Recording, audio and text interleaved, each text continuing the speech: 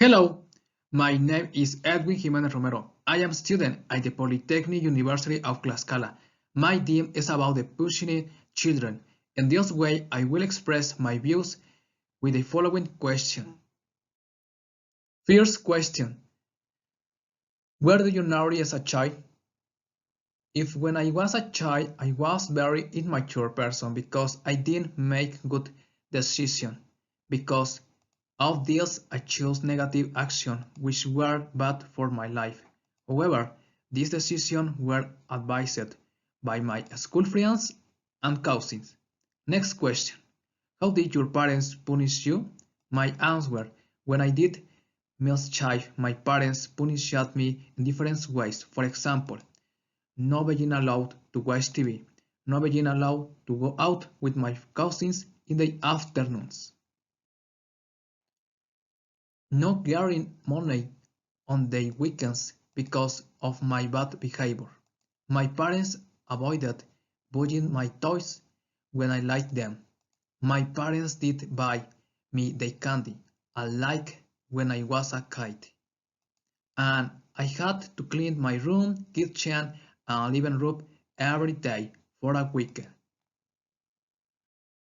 Second question. Should parents use corporal punishment, slapping, smacking, belting, caning? My answer. I think that parents should not use corporal punishment as a means because this type of action can be bad for the child's growth, such as increased panic, fears of noise as well as other serious consequences, such as 1. Reduced cognitive development which may lead to long-term academic problems, making it difficult for girls and boys to learn. 2. Mental health problems such as depression and anxiety in adolescence and adulthood. 3. Less self-control, that is, physical punishment boys and girls tend to experience more difficulties in managing their emotions and behaving well. 4. Greater aggressiveness, which may be caused by brain damage. 3. Question. Should anyone else other than the parents be allowed to smack a child? My answer. No adult should be allowed to hit a child because these kinds of actions are not positive for children's growth because children can develop 1. Difficulty in communication of children. 2. Deteriorate children's self-esteem. 3. Foster conformism and aggression because punishments can result in learning a style of conflict resolution. 4. Generate insecurity such as fear of autonomy as children who do not dare to take the initiative and responsibility out of fear. 5. Difficulty of self-knowledge and self-respect. And 6. Develop submissive and victim behaviors. Fourth question. Imagine that punishment did have to fit the crime. Did some typical childish misdemeanors and how you could punish them? My answer. At present there are different types of acts that are considered as crimes because of the level of risks that may hurt society. Some of these may be the following. 1. Stealing a candy from a store or supermarket. As a punishment, the child should work a few hours or a day at the place where he communicated death. 2. Disrespecting an adult grandparent. The child should do communicate activities as a punishment to learn that respect is the fundamental value of people. 3. Failure to attend school classes.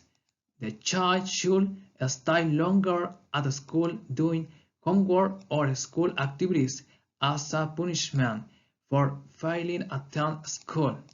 4. Fighting a child of a similar age to that of the aggressor. Okay, the child must go to a police center according to the level of risk of the conflict, and the law must decide the punishment or sentence. 5. Breaking or destroying an object that is not the child's property. Okay, as a punishment, the child must pay the damage caused and the event of failure to comply with the punishment.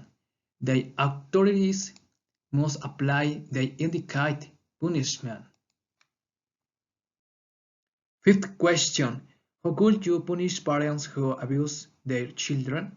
My answer: punishment will be determined by the authorities responsible for protecting children from physical assault or inappropriate abuse.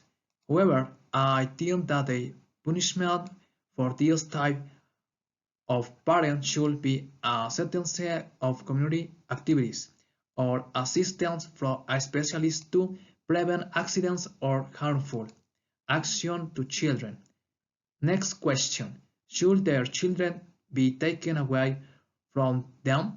My answer: one of the options or alternatives is for a child protection unit to have the authority to adopt children with cases of family violence and to prevent bad action on the part of parents.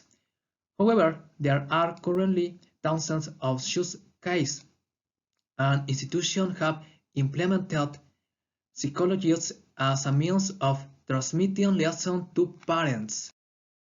Conclusion: I think that violence is caused by the culture and habits of each person because through ethical and moral values it is possible to develop a harmonious, pacific society. This type of a problem is also present in all countries because of the inadequacy of the family education of each individual.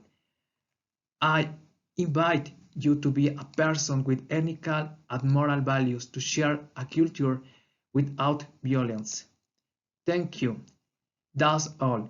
Have a great day. Greetings.